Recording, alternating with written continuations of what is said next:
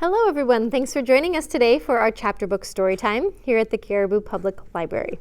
I'm Miss Erin, our children's librarian, and we're continuing to read in Bambi, written by Felix Salton and illustrated by Gerard Goodenow. We're on chapter 8, if you'll remember, which is actually a pretty short chapter, so this will go by quickly today. All right, chapter 8. The leaves were falling from the great oak at the meadow's edge. They were falling from all the trees. One branch of the oak reached high above the others and stretched far out over the meadow. 2 leaves clung to its very tip. "It isn't the way it used to be," said one leaf to the other. "No," the other leaf answered. "So many of us have fallen off. Tonight we're almost the only ones left on our branch."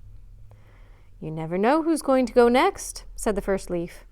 Even when it was warm and the sun shone, a storm or a cloudburst would come sometimes, and many leaves were torn off, though they were still young.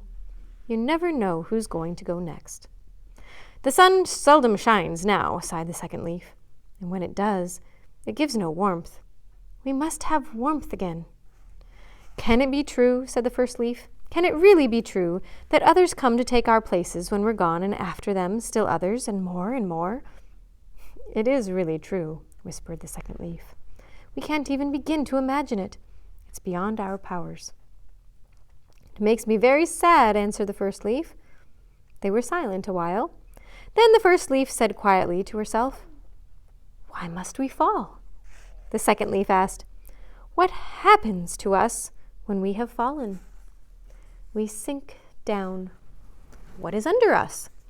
The first leaf answered, "I don't know. Some say one thing, but another. Some say another, but nobody knows." The second leaf asked, "Do we feel anything? Do we know anything about ourselves when we're down there?"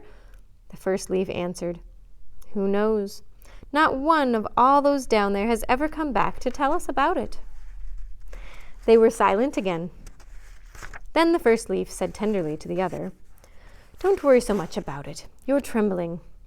"That's nothing," the second leaf answered. "I tremble at the least thing now. I don't feel so sure of my hold as I used to." "Let's not talk any more about such things," said the first leaf. The other replied, "No, we'll let be. But what else shall we talk about?" She was silent, but went on after a little while. "Which of us will go first?" "There's still plenty of time to worry about that," the other leaf assured her. "Let's remember how beautiful it was, how wonderful when the sun came out and shone so warmly that we thought we'd burst with life. Do you remember?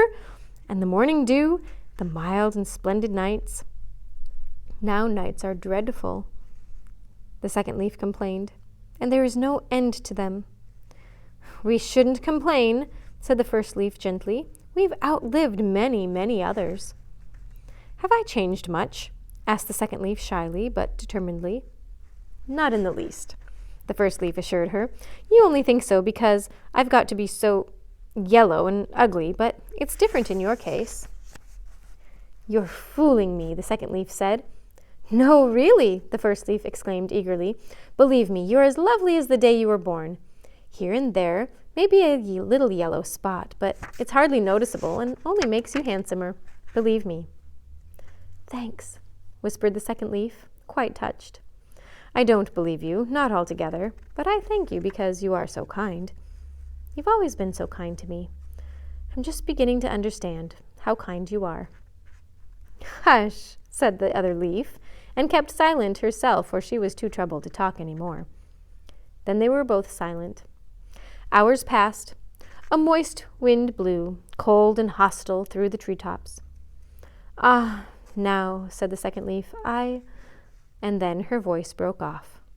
She was torn from her place and spun down. Winter had come.